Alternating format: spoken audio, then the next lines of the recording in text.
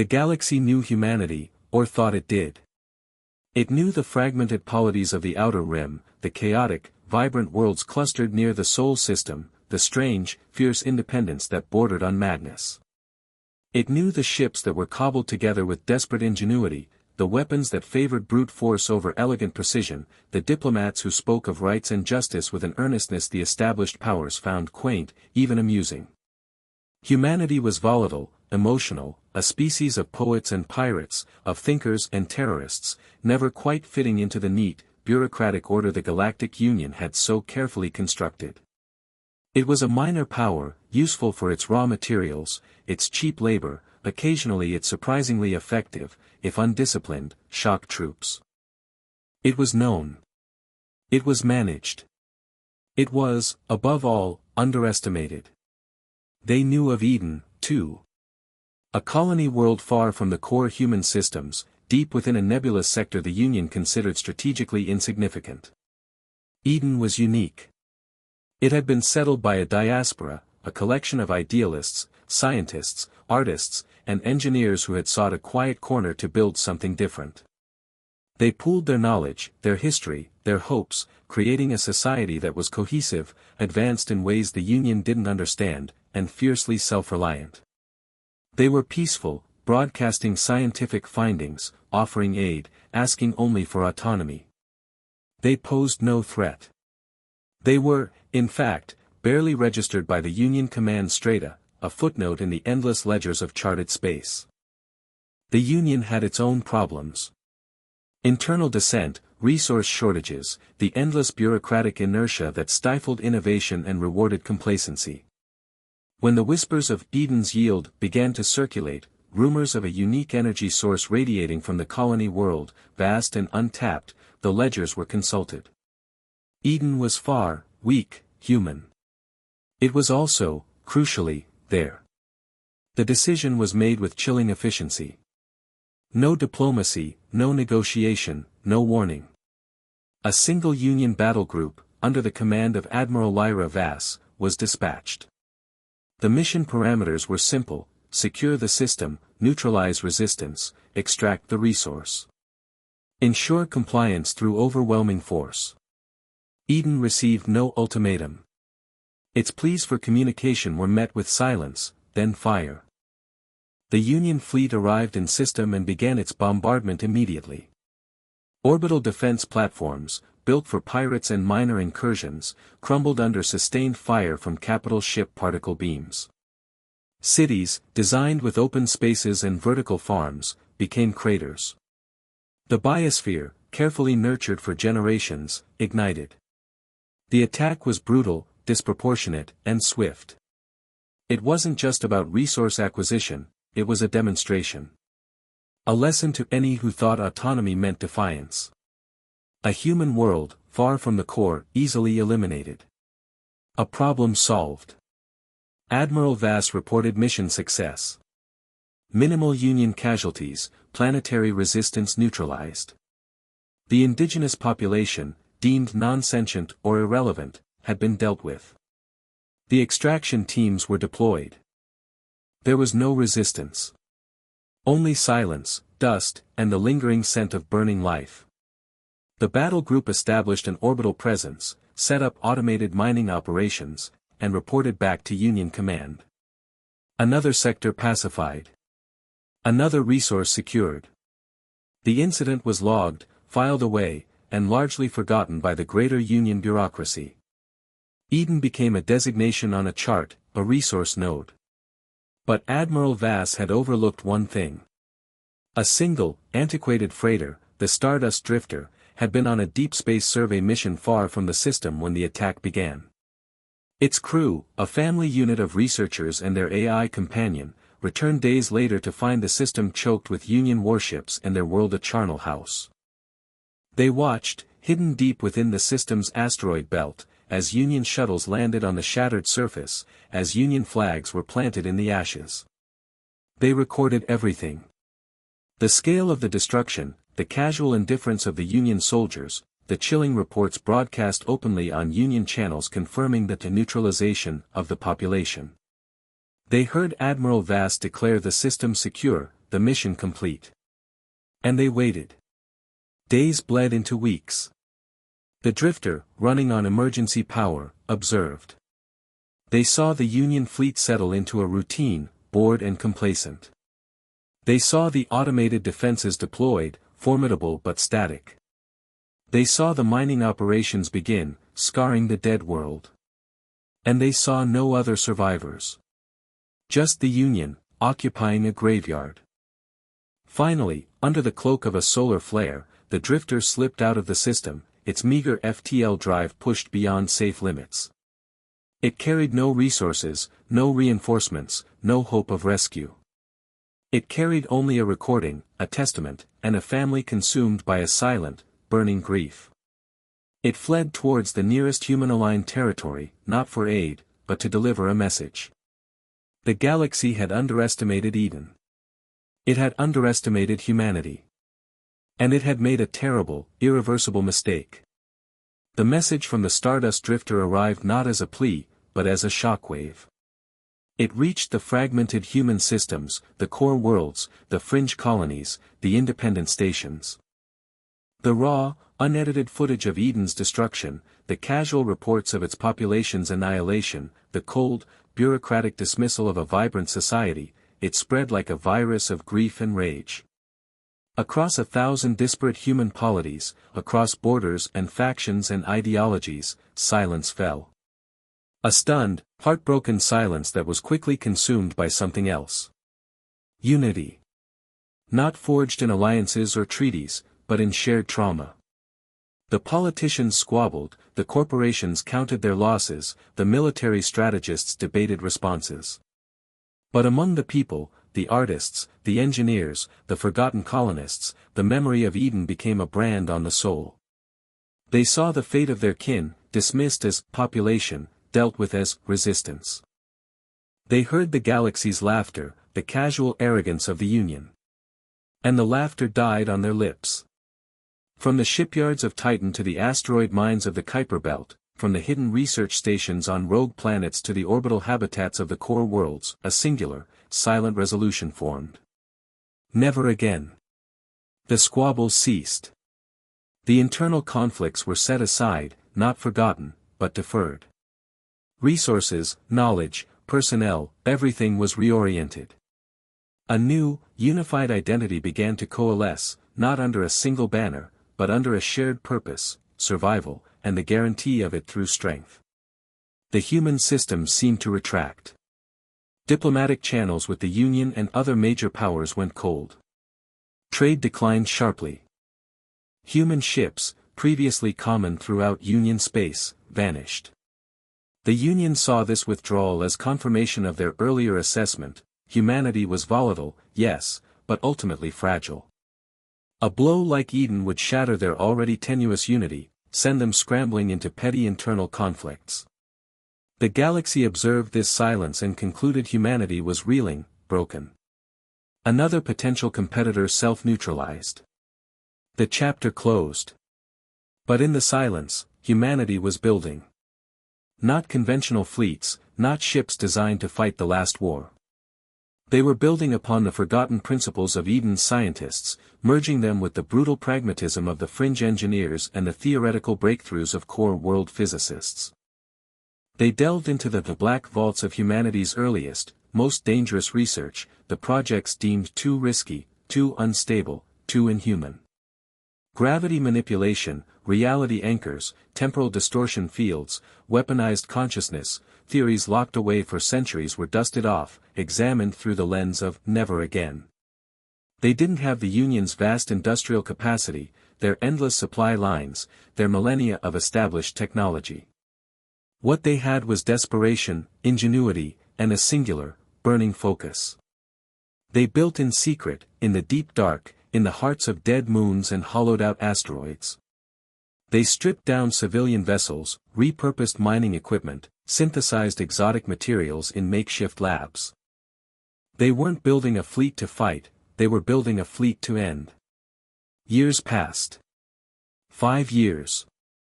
Then 10. The Union solidified its control over the Eden system, now simply known as Resource Node 7G. The automated miners hummed, extracting Eden's yield. Admiral Vass was promoted, her decisive action held up as an example. Humanity was occasionally mentioned in Union dispatches, usually with a dismissive tone. Still quiet, the reports read. No sign of organized response. Confined to their core systems. No longer a concern, the galaxy forgot Eden. The galaxy forgot the lesson it believed it had taught. Then, 20 years after the silence fell, something stirred. Not a diplomatic overture, not a trade proposal. A faint energy signature, far from any established human territory, on the fringes of a sector controlled by the Drask, a predatory, reptilian species who were staunch Union allies and had profited greatly from human exploitation. The Drask military, arrogant and brutal, dispatched a patrol fleet to investigate. They expected smugglers, pirates, maybe a lost human freighter. They found something else. A single ship. Unlike any human vessel ever seen. Sleek, black, seemingly drinking the starlight. It broadcast no identification, responded to no hails. The Drask commander, General Kthar, ordered his fleet into attack formation, barking contemptuous orders. Target the human scrap. Teach them the cost of trespassing. The Drask fleet opened fire. Lasers, missiles, disruptor cannons, a storm of energy and ordnance converged on the silent vessel. And passed straight through it. Or, perhaps, around it. The ship shimmered, a ripple in space, and the incoming fire seemed to fold away into nothingness. General Kthar roared in frustration. Focus fire. It's a shield. The human ship did not return fire. It simply began to move. Not towards the Drask fleet, but through it. As it passed each Drask vessel, something happened. The target ship didn't explode, didn't shatter. It simply went silent. Its lights died, its engines winked out, its energy readings flatlined. It became, in an instant, a dead hulk drifting in the void. No weapon fired. No energy signatures spiked from the human ship. Just silent passage, and death. Panic rippled through the Drask fleet. Vessels attempted to break formation, to flee. The human ship moved faster now, impossible vectors, appearing simultaneously at multiple points in the formation. Each touch, each passage, meant another dead ship. General Kthar watched in horror as his fleet, his proud instruments of war, were systematically, silently, erased. He tried to order a general retreat, but his command ship was suddenly bathed in the strange, starlight-drinking hull of the human vessel. His bridge lights flickered, died. Alarms shrieked, then fell silent. Life support winked out. As the void pressed in, General Kthar saw a single, faint light resolve on the main view screen, emanating from the human ship. It wasn't a weapon. It was a recording. The raw, unedited footage of Eden. The burning cities, the fleeing figures, the casual indifference of the Union troops. A chill deeper than the vacuum seized him. The light expanded, enveloping his bridge, his ship, his consciousness. Then, silence. The single human ship drifted in the void, surrounded by the silent, dead husks of the Drask fleet. It broadcast a single message, a loop of human voices, distorted but clear: Eden remembers. The destruction of the Drask patrol fleet sent tremors through the Union. Initial reports were confused, contradictory. A single human ship. Undefeated. Silencing an entire fleet without firing a weapon. It was deemed impossible, the result of Drask incompetence or perhaps a bizarre space phenomenon. Union command dispatched a larger response fleet, primarily for optics and to reassure their Drask allies. This time, they were prepared. Advanced sensors, high-yield weaponry, veteran crews. Admiral Veltan, a rising star in the Union Navy, was given command. Her orders: find the human vessel, capture or destroy it, and restore order. Admiral Veltan's fleet located the anomaly quickly. It was indeed a single ship, still drifting amidst the Drask wreckage, appearing inert. Vel-Tan ordered her ships to maintain distance, scanning the vessel for any sign of energy, weapons, or life. Their scans returned nothing conclusive. It was as if the ship wasn't there, not truly. It occupied space, but didn't register as a conventional object. It was a void, a hole in reality. Growing impatient, Vel-Tan ordered a probing attack. A destroyer was sent forward, its main cannon charged. As the destroyer closed range, the human ship moved. Not with acceleration, but with a dislocation. It was simply closer. Then it was next to the destroyer. The same silent passage, the same instantaneous death. The destroyer's bridge view screen, moments before going dark, captured the black hull passing by, reflecting nothing but the distant, uncaring stars. Vel-Tan hesitated. This was not technology she understood. This was not warfare she was trained for. She ordered her remaining ships to scatter, to create a wide defensive perimeter.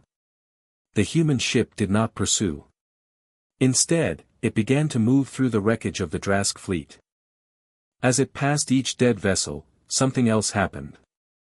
The energy readings of the wrecks fluctuated wildly, then stabilized. The lights on the Drask ships flickered back to life, erratically at first, then with a steady, eerie glow. Confused, Vel-Tan ordered her science vessel to scan the reanimated wrecks. The reports that came back were terrifying. The ships weren't simply powered on, they were crewed. But not by Drask. The life signs were human. And the ship's systems were active, responding to commands originating from the single human vessel. The human ship was not just a destroyer, it was a necromancer. It was claiming the enemy dead, turning them into instruments of its will.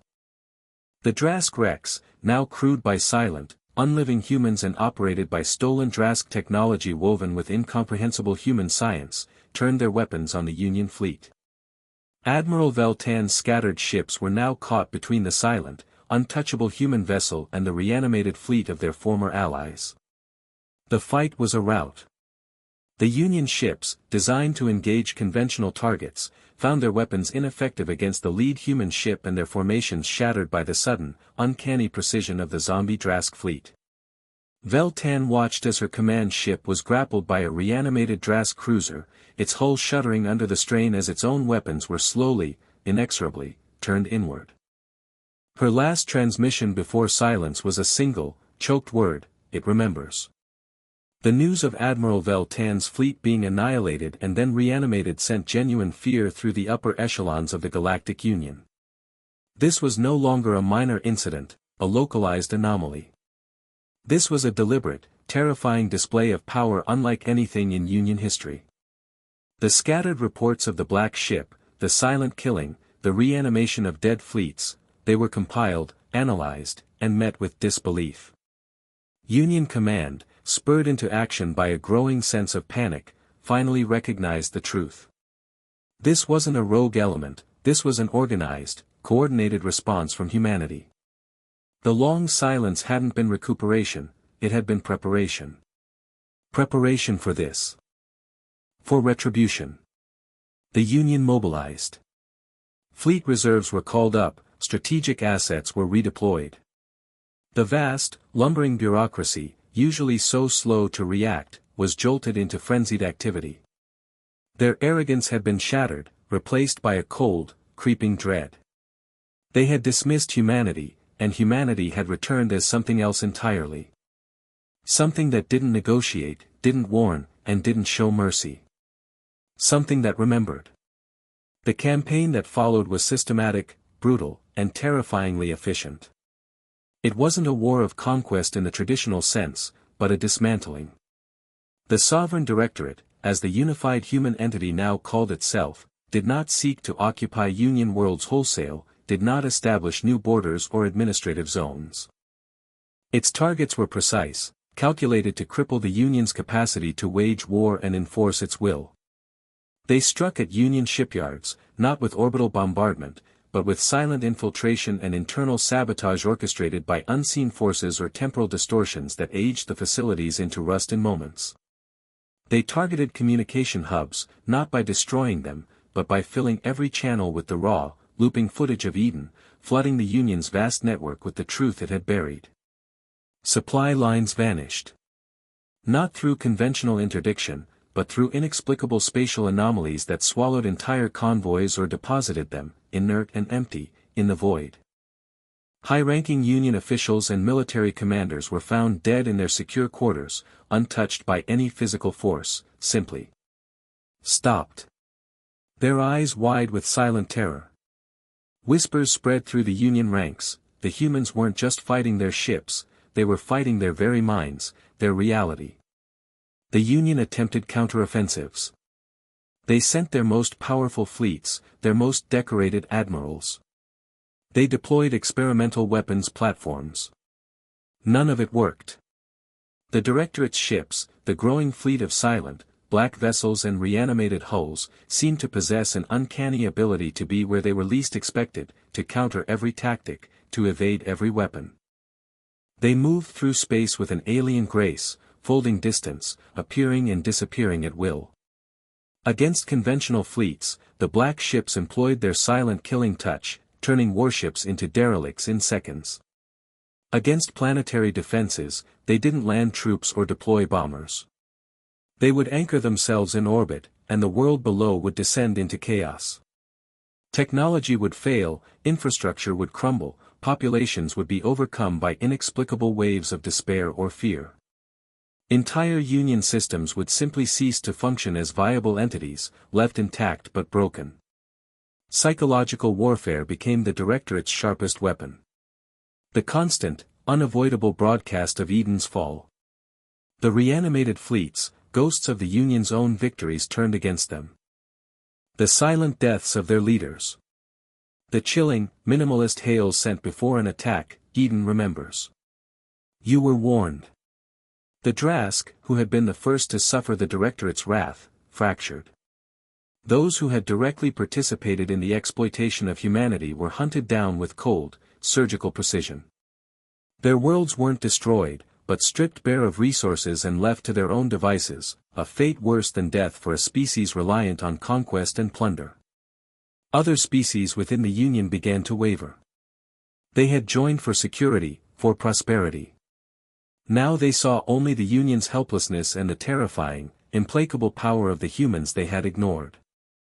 Admiral Theron, the survivor of the Stardust Drifter and now the public face, the grim conductor of the Directorate's Symphony of Retribution, issued few statements. His command ship, the Memory of Eden, was the silent black vessel that had first returned. He appeared on Union Channel sometimes, a gaunt, scarred figure whose eyes held the weight of a dead world. He spoke not of terms, but of truths. You called us primitive, he broadcast across Union space, his voice quiet but carrying the weight of 1,000 dead souls. You called us weak. You called us irrelevant. You taught us a lesson on Eden. Now, we teach you 1 inch. The lesson was simple: arrogance breeds blindness. Underestimation breeds annihilation. The Union's vastness, its bureaucracy, its reliance on overwhelming but static force, it was all turned against it. Their own systems became their prisons, their own technology their weakness. The Sovereign Directorate didn't need to match the Union ship for ship, soldier for soldier. They fought a war of fundamental principles, of perception and consequence, wielding technologies the Union couldn't comprehend, let alone counter. The campaign wasn't without its costs. The vast energies required for their drives and weapons strained human systems. The psychological toll on the crews, constantly surrounded by the ghosts of their enemies and haunted by the memory of Eden, was immense. Director Valerius, the architect of much of the Directorate's forbidden technology and internal structure, kept a tight, unforgiving grip on power, prioritizing efficiency and secrecy above all else. Questions about the morality of their methods, about the line between justice and vengeance, were ruthlessly suppressed. The goal was singular: cripple the Union, ensure humanity's survival, and make them remember.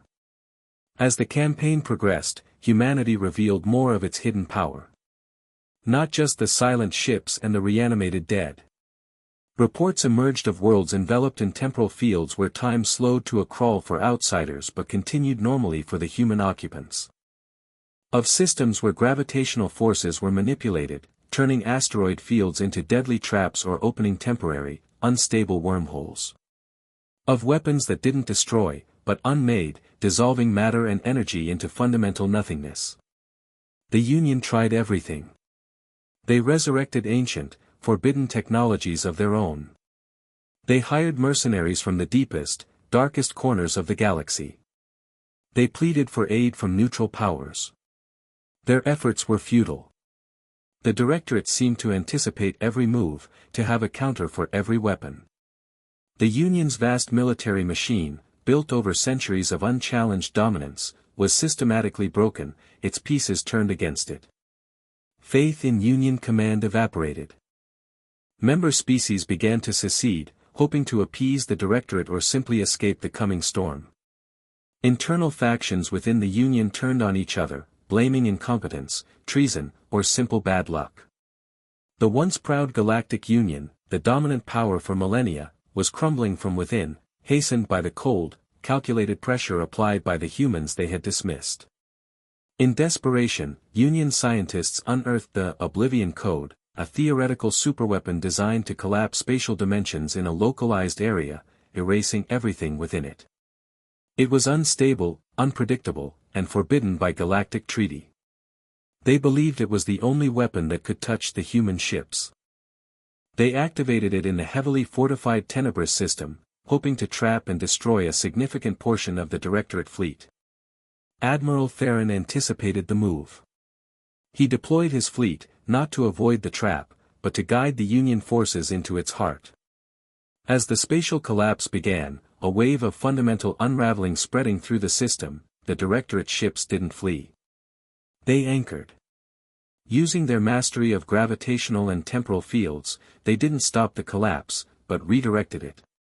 They didn't escape oblivion, they became its conductors.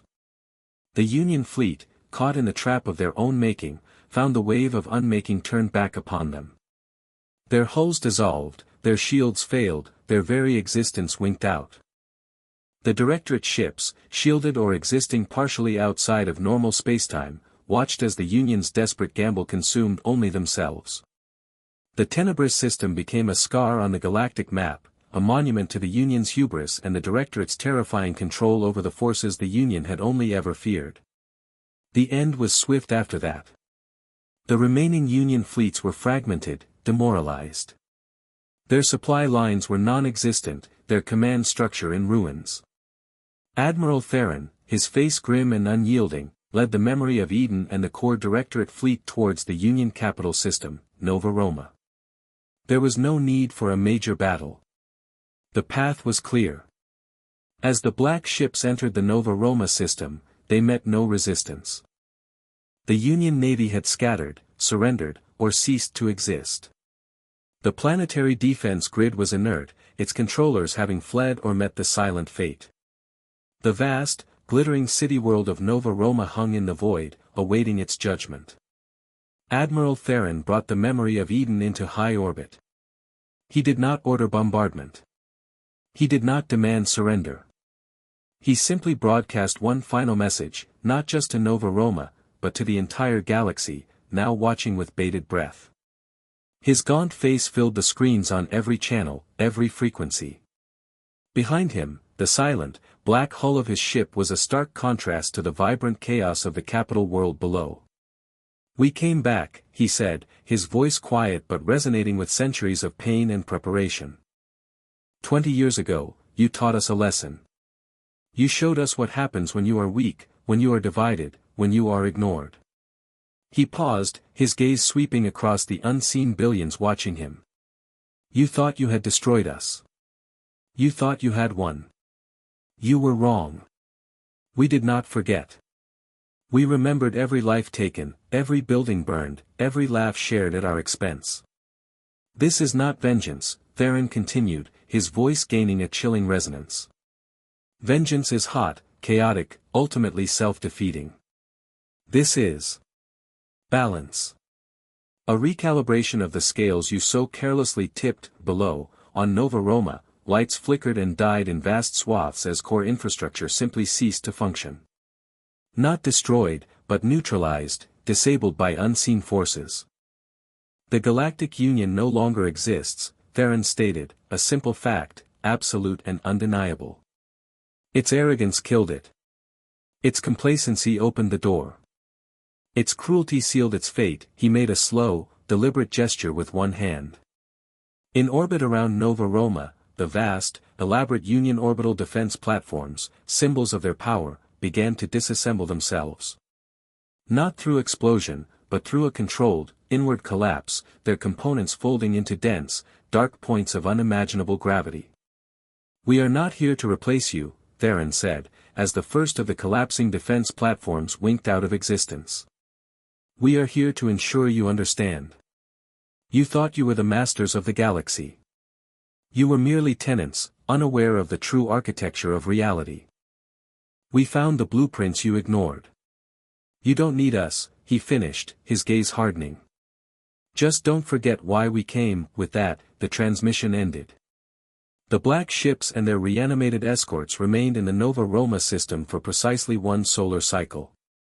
They took nothing, destroyed nothing conventionally, but when they left, the Union capital was crippled. Its infrastructure was functional only at a local level, its FTL access restricted by persistent, localized spacetime distortions, its military assets gone. It was left as a vast, isolated city world, a hollow shell, a monument to the power that had been and the power that now was.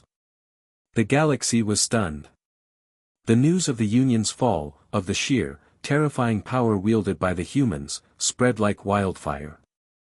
Species that had once bowed to Union authority now looked to the void where humanity had been, then returned. Fear warred with awe. The structure of galactic power had been irrevocably altered. The human systems remained largely isolated, the sovereign directorate consolidating its power, its internal structure shrouded in secrecy. They did not reach out, did not form new alliances, did not demand tribute. Their message was clear: we are here. We are watching. Do not repeat the mistakes of the past. A fragile, uneasy status quo settled over the galaxy. The remnants of the Union fractured into competing successor states, none daring to challenge the silent power that had destroyed their progenitor. Other species, particularly those who had suffered under Union rule, looked to humanity with a mixture of hope and terror. Had the victims become the new oppressors? Or had they simply enforced a brutal, necessary form of justice? Within the sovereign directorate, the weight of victory settled heavy. Admiral Theron, the scarred face of their triumph, oversaw the consolidation of their newfound power, ensuring humanity was safe, forever. But the cost was visible in the haunted eyes of his crews, in the relentless, unforgiving logic of Director Valerius, in the lingering silence that spoke of the dead world that had started it all. Some questioned the methods. Younger officers, born after Eden, saw the fear they now inspired and recoiled. Was this the future they had fought for? Was security worth this chilling detachment, this willingness to wield reality-bending power with such cold precision? Factions began to emerge, arguing for integration, for diplomacy, for a return to something resembling the humanity of old. Others, hardened by the war, argued that eternal vigilance and the willingness to use their terrifying power was the only true guarantee of survival. They had taught the galaxy a lesson, they must ensure the lesson was never forgotten. The galaxy knew humanity again, but in a different way. It knew them not as the volatile, chaotic species it had dismissed, but as a force of nature, silent, implacable, and capable of wielding the fundamental forces of the universe itself. Eden remembered, and the galaxy, trembling in the shadow of the black ships, could never forget. The war was over, but the silence that followed felt less like peace and more like the bated breath before the universe decided what challenge would next face the power that had risen from the ashes of a forgotten world. The sovereign directorate watched from the dark, a silent guardian forged in fire, its future uncertain, its power absolute, forever haunted by the memory of Eden.